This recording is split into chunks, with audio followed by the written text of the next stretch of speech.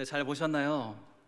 네, 오늘은 욥기를 통해서 또 하나님께서 어떻게 역사하시고 그 가운데 우리가 어떻게 예수님을 바라보는지 또 알아보는 시간 갖도록 하겠습니다. 우리 한번 마음속에 여러분이 성경 인물들 중에서 가장 복되다고 하시는 인물 있지 않습니까? 한번 생각해 보세요. 정말 성경 인물 중에서 복되고 축복된 그 사람처럼 옆에 사람을 바라보시면서 인사하겠습니다. 성경에 나오는 누구처럼 복을 받으시기 바랍니다. 모세처럼, 다윗처럼, 바울처럼. 네, 아마 가장 여러분이 생각하기에 가장 복되다고 생각하는 분을 통해서 옆 사람을 아마 축복해 주셨을 겁니다. 그런데 그 가운데 혹시 욥이 있나요, 혹시요? 대단하십니다. 자, 욥은 선뜻 욥처럼 되십시오라고 말하기가 쉽지가 않습니다. 왜냐하면은 욥은 고통이 크기 때문에, 고통이 크다는 것을 알기 때문에 우리가 그렇게 축복하는 경우는 거의 없죠. 자, 우리가 일생을 살아갈 때 보면요, 고난이 우리 가운데 찾아올 때가 있습니다. 그런데 그 고난이요, 우리가 감당할 만한 작은 것도 있지만 도저히 감당할 수 없어 너무 힘든 그런 고난도 우리 가운데 있습니다.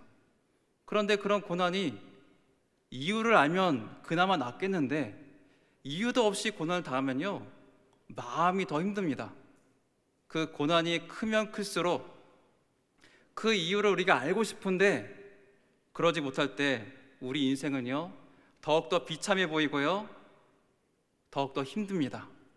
이런 고난을 우리가 어떻게 봐야 될까요? 오늘 말씀에서 본 욥. 욥기는 정말로 이 고난의 대명사가 있지 않습니까? 욥의 고난을 기록하고 있는데요, 하나님을 경외하는 의로운 욥에게 고난이 찾아왔습니다. 인간으로서는 도저히 감당할 수 없는 엄청나고 끔찍한 그 고난이 찾아온 것이죠. 하나님께서 살아계신데, 그리고 하나님께서 그 욥을 인정하고 계신데 왜 이런 일이 일어났을까요?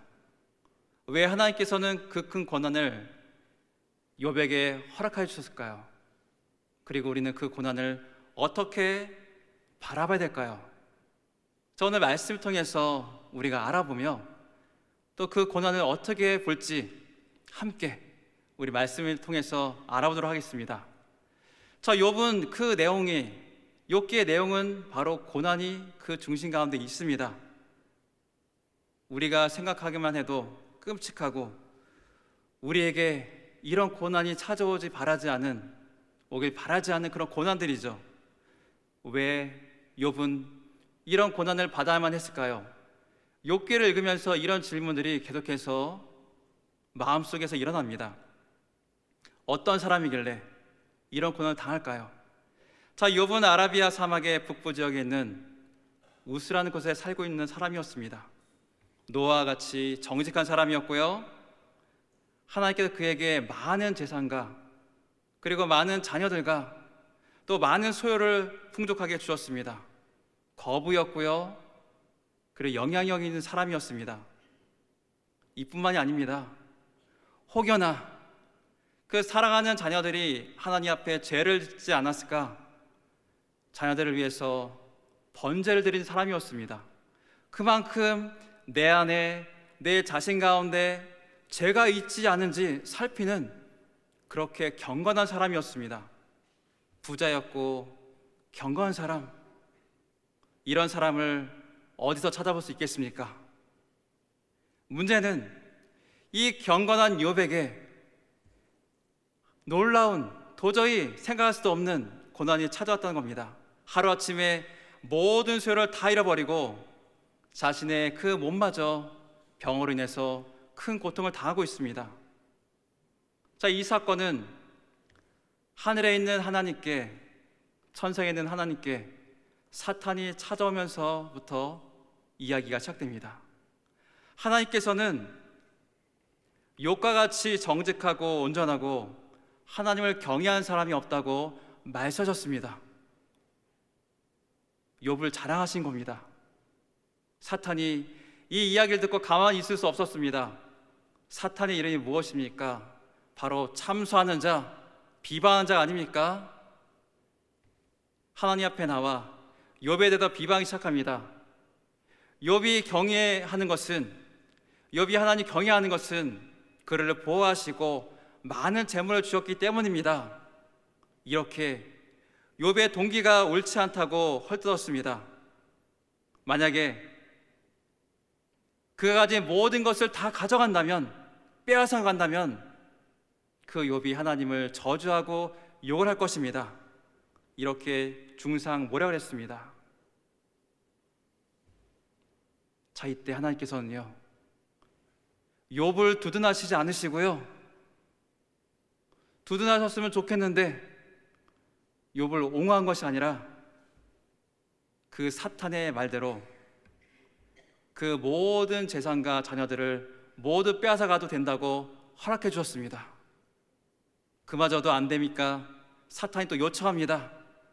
그때는 그의 몸마저도 병마를 허락하셨습니다. 자, 그래서 이 욥은요, 하루아침에 모든 것을 다 잃어버리고, 그리고 그의 몸도 종기로 심한 고통으로 고통에 쌓여 있습니다. 이렇게 심한 고통을 주셨는데 왜 그렇게 하셨는지에 대한 대답은 주지 않으십니다. 1장을 아무리 살펴봐도 그에 대한 대답은 없습니다. 그렇지만 분명한 사실 한 가지를 우리에게 알려주고 계십니다. 그것은 바로 욥의 이 고난이 그의 죄로부터 나온 것이 아니라는 사실입니다. 왜 하나님께서 죄가 없으신 욥에게 그런 큰 고통을 주셨는지 모릅니다. 단지 욥에게 임한 고난은 하나님의 모든 주권 가운데 있다는 사실을 우리는 알 수 있습니다. 그 모든 것이요, 고난마저도요, 하나님의 주권 가운데 있다는 사실을요, 먼저 우리에게 밝혀주고 시작합니다. 자, 이것은 바로 욥을 통해서 하나님께서 분명히 무엇인가를 우리에게 말씀하시고자 하는 것이 있다는 것을요, 우리는 알 수 있습니다. 그렇지만 이것을 어떻게 인간이 알겠습니까? 우리 인간은 그런 하나님의 뜻을 알지 못합니다. 저 욥에게 임한 고난과 재앙의 소식을 듣고서 친구 엘르바스와 빌닷과 소발이 그에게 찾아옵니다. 그와 함께 슬퍼하고 그를 위로해주고 조언을 해주기 위해서입니다. 욥의 모습을 본 그들은 말문이 막혔습니다. 너무나 끔찍했기 때문에 7일 동안 아무런 말도 하지 못하고 함께 앉아 있을 수밖에 없었습니다. 우리 욥기 2장 12절 13절 보겠습니다. 눈을 들어 멀리 보매 그가 욥인 줄 알기 어렵게 되었으므로 그들이 일제히 소리질러 울며 각각 자기의 겉옷을 찢고 하늘을 향하여 티끌을 날려 자기 머리에 뿌리고 밤낮 7일 동안 그와 함께 땅에 앉았으나 욥의 고통이 심함을 보므로 그에게 한마디도 말한 자가 없었더라. 아멘. 얼마나 좋은 친구들입니까? 함께 애통해주고 있습니다. 그 친구들이 함께 있어서 위로해주니, 가만히 서서 그 고통을 함께하니 얼마나 마음이 위로가 되었을까요? 그런데 이 이후에 나타난 친구들과의 대화는 욥을 비참하게 만들었습니다. 친구들과 무려 3번이나 논쟁을 합니다. 첫 번째 논쟁에서 친구들은요, 인과응보의 신학을 내세웠습니다. 고난은 죄를 지었기 때문에 찾아왔다는 논리입니다. 욥이 고난당하는 이유는 욥에게, 바로 너에게 죄가 있기 때문이기 때문에 그 죄를 회개하고 하나님 앞에 나가라는 겁니다. 친구들은요, 이 욥의 고난을 죄와 일치시켰습니다. 그리고 두 번째 논쟁으로 이어집니다. 분위기가 더 살벌해졌습니다. 새 친구들은 그 당시에 지혜로운 자였습니다. 자신들의 논리를 반박하는 욥의 말을 듣고서 마음속에 화가 나기 시작했습니다. 죄 때문에 그런 게 아니라고 자꾸 욥이 주장하자 그들의 마음이 열이 나기 시작합니다. 그래서 욥을 정죄하는데 아예 악인의 파멸을 강조합니다. 악인의 파멸을 강조하면서 욥을 몰아붙입니다. 세 번째는요, 더 격렬해졌습니다. 친구 엘리바스는 욥을 극악한 죄인이라고 말합니다. 아까 7일 동안 함께 아무 말도 안 하고 같이 있던 친구들 맞습니까? 그 논쟁의 결과는 뭐냐? 바로 너는 하나님의 심판과 고난을 받을 극악한 죄인이다. 이렇게 그 모든 논쟁의 결론은 이렇게 됐습니다. 결국 욥은 하나님을 찾을 수 없는 절망을 느끼게 됩니다. 나는 무죄한데, 나는 우리 하나님 앞에 의로운데 하나님께 나의 이 억울함을 풀어주지 않으시는구나. 나의 억울함을 변해주지 않으시는구나. 이렇게 그는 절망감을 더욱더 크게 느꼈습니다. 그럼에도 놀라운 것은요, 이 욥은요, 그렇게 큰 고통 가운데서도 친구들이 자기를 이렇게 나무람에도 불구하고 하나님 앞에 온전함을 포기하지는 않았습니다. 욥의 친구들은요, 분명히 욥을 위로해주기 왔습니다. 하지만 논쟁을 통해서 욥을 죄인으로 정죄하고 욥을 비참하게 만들었습니다. 왜 이들은 위로자가 되지 못하고 비난하며 헐뜯는 자가 되었을까요? 바로 그들에게는 고난이 죄의 결과라고 생각하는 신학적인 결론을 내렸기 때문입니다. 인과응보, 그 모든 원인과 결과에는 반드시 그 이유가 있다는 뜻입니다. 누군가에게 고난이 찾아온다면 무언가를 잘못했기 때문에, 죄를 지었기 때문에 그런 고난이 찾아온다는 논리입니다. 자, 이 인과응보의 신학은요, 바로 우리들에게도 있습니다. 어떤 믿음이 좋은 분이, 좋은 성도분에게 고난이 찾아옵니다. 질병이 찾아오거나, 아니면 그 가세가 기울거나, 아니면 계속해서 끔찍한 일들이 다가옵니다. 자, 그런 분들을 볼 때 그 모든 고난의 결과가 죄 때문이라고 생각하는 경우가 있습니다. 그 사람의 죄 때문에 하나님께서 치셨다고 말할 때도 있습니다. 물론 죄 때문에 그럴 때도 있습니다. 하지만 죄와 상관없이 그럴 때도 있다는 사실을 우리는 알아야 합니다. 자, 우리에게도요, 무언가 나쁜 일이 찾아오고 고난이 찾아오면 내가 하나님께 무언가 죄를 지었는지, 아니야 무엇을 불순종했는지 우리 자신을 살펴봅니다. 자, 지금 우리 수요예배를 드리고 있죠. 근데 만약에 수요예배 나오신 어떤 분이 오늘 때마침 나오지 않고 다른 곳에 갔습니다. 다른 일을 보러 갔고 놀러 갔습니다. 그런데 사고가 나버렸습니다. 어떻게 생각할까요? 내가 오늘 예배에 가지 않았더니 나에게 이런 일이 생겼구나. 보통 이런 마음을 한 번쯤은 다 할 겁니다. 그런데 이 가운데 예배에 참석하지 않은 분 중에 다른 분들은 사고가 한 명도 안 났습니다. 만약에 예배에 빠지면 사고가 난다면요, 지금 이 예배 가운데도요, 모든 사람으로, 많은 사람으로 가득 찼을 겁니다. 그렇죠? 그렇지 않죠. 거기에는 분명한 인과관계가 나타나 있지 않습니다. 그렇기 때문에 그것이 곧 죄의 결과라고 우리가 확신에 차서 말할 수는 없습니다. 우리 죄의 결과로 이 땅에서 고난을 받는 것은 맞습니다. 우리 잠언 3장 33절을 보겠습니다. 악인의 집에는 여호와의 저주가 있거니와 의인의 집에는 복이 있느니라. 아멘. 이 성경은 이렇게 악인을 저주합니다. 그에게 고난이 있다고 말합니다. 반대로 의인에게는 복이 있다고 말씀하고 있습니다. 자, 이것이 바로 성경에 나타난 진리이고 원리입니다. 그렇지만 우리가 주의할 점이 있습니다. 바로 아무리 바른 신학이라 할지라도, 바른 진리라고 할지라도 그것을 잘못 사용하면 마음에 상처를 주는 도구가 된다는 사실입니다. 우리는 참으로 진실함으로, 사랑함으로 이런 것들을 다뤄야 됩니다. 에베소서 4장 15절 다 함께 보겠습니다.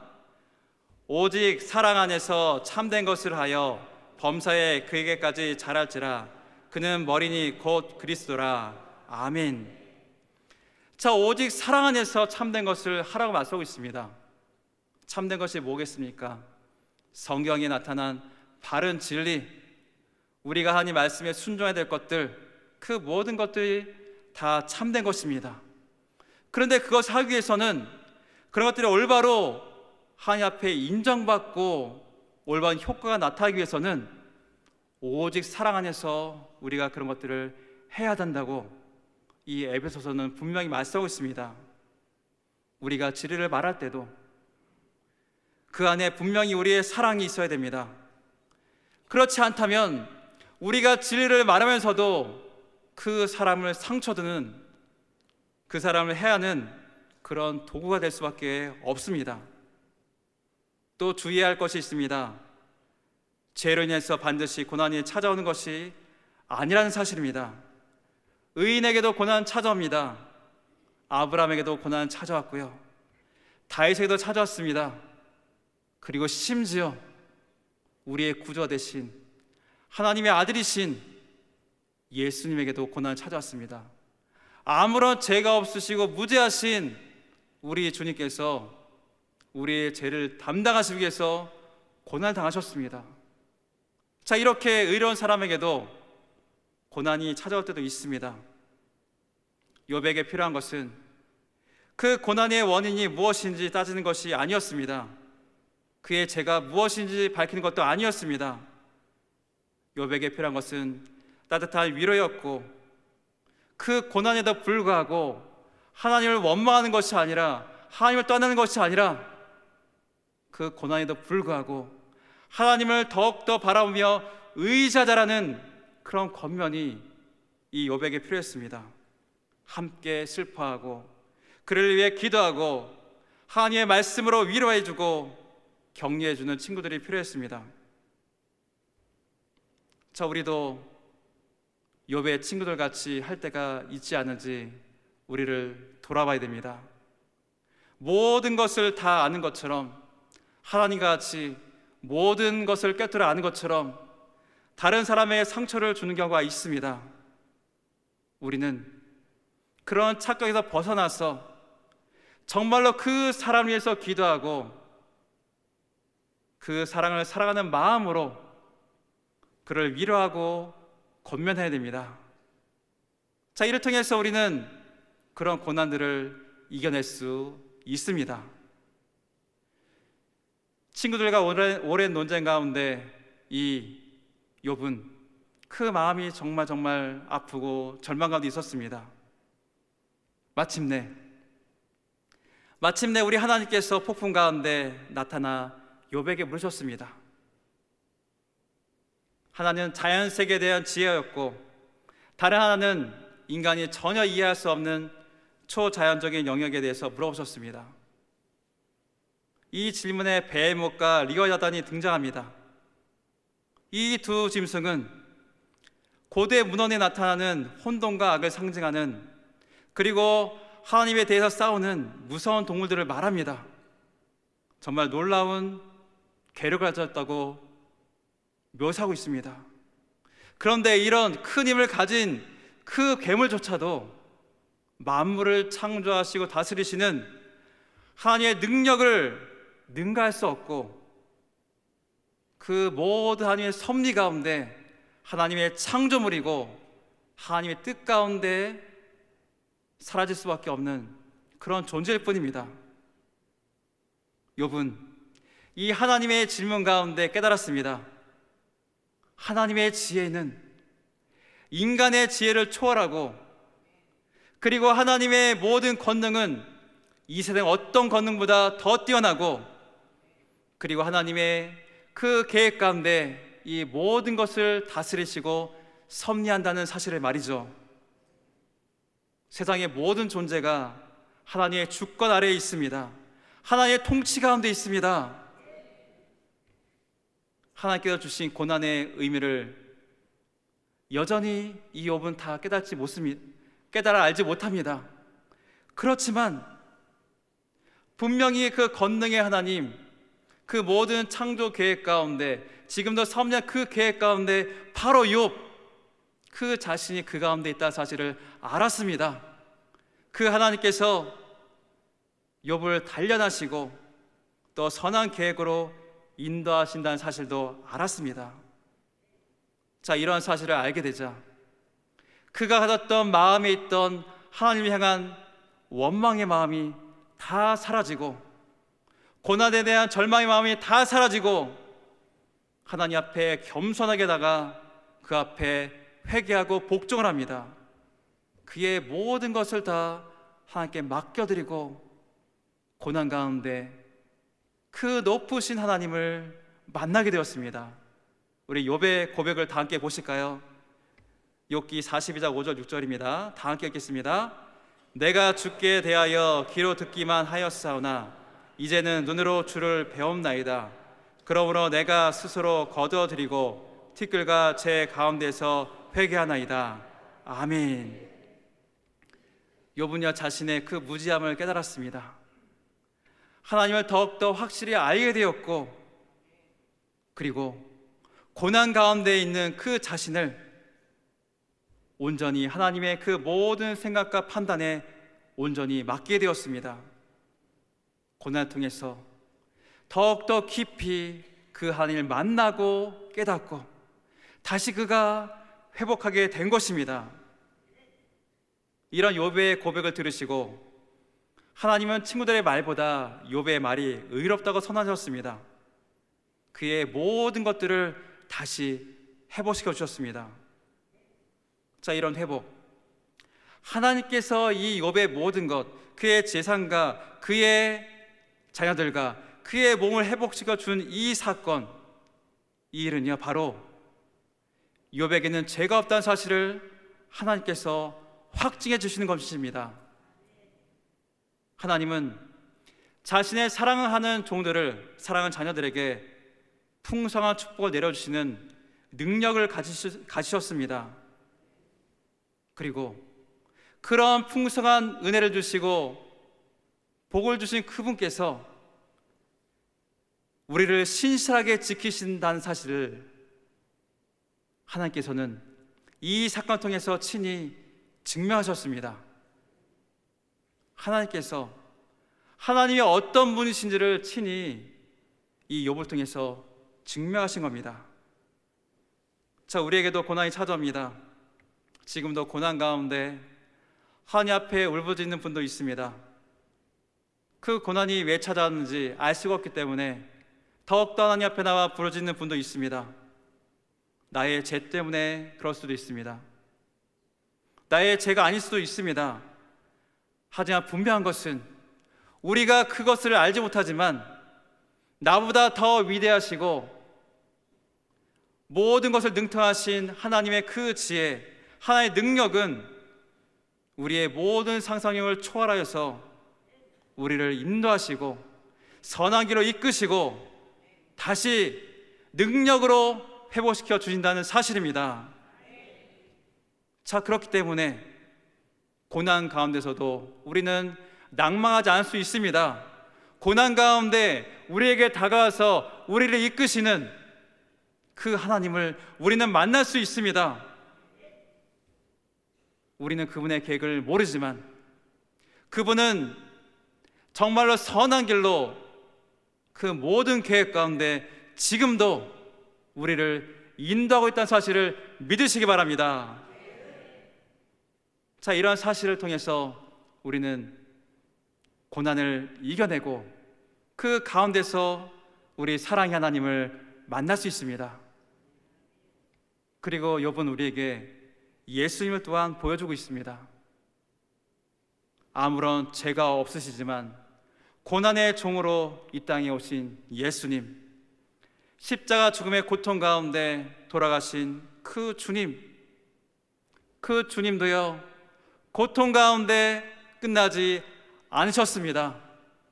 하나님께서 욥을 다시 회복시켜 주신 것처럼 그 예수님을 죽음 가운데 다시 부활시켜 주시고 다시 살리시고, 그리고 그 모든 영광을 다시 회복시켜 주셨습니다. 그분은 지금도 저 하늘나라에서 우리를 위해서 중보하고 계십니다. 함께 고난받는 자들을 부르시고 우리를 통해서 하나님의 그 놀라운 일들을 행하고 계십니다. 자, 욥은 이렇게 예수님을 바라보고 말했습니다. 우리 욥기 16장 20절 21절 다 함께 읽겠습니다. 나의 친구는 나를 조롱하고 내 눈은 하나님을 향하여 눈물을 흘리니 사람과 하나님 사이에와 인자와 그 이웃 사이에 중재하시기를 원하노라. 아멘. 자, 욥은 그 고통 가운데 자기의 죄를, 자기의 무죄함을 밝혀질 중재자를 구했습니다. 찾았습니다. 그 중재자, 우리의 모든 죄를 사하여 주시고 우리의 모든 억울함을 다 해결해 주실 그분, 사탄의 공격에서도 우리를 보호하여 주시고 또 우리를 변호해 주시고 도와주신 그분을 바로 하나님께서 이 땅에 보내주셨습니다. 그분이 우리 가운데 계십니다. 우리가 고난 가운데 있습니까? 우리의 중보자가 되신 주님을 바라보십시오. 지금도 그분은 우리를 위해서 하나님 앞에 기도하고 있습니다. 그 우편에서 우리를 위해 기도하고 계십니다. 그렇기 때문에 우리는 고난 가운데서도 믿음으로 하나님을 의지하고 나갈 수 있습니다. 사랑하는 성도 여러분, 욥기는 성도에게 닥치는 고난을 어떻게 보아야 할지를 알려줍니다. 우리의 죄로 인해서 고난이 올 수도 있습니다. 하지만 욥처럼 그 고난의 원인을 찾을 수 없는 경우도 있습니다. 이때 우리는 낙담하는 것이 아니라 나보다 더 지혜로우시고 이 세상 모든 만물보다 더 뛰어나신 능력의 하나님을 더욱더 의지하며 나가야 할 것입니다. 모든 것이 하나님의 주권적인 계획 가운데 있습니다. 그 계획 가운데 지금도 우리를 선한 길로 인도하고 있습니다.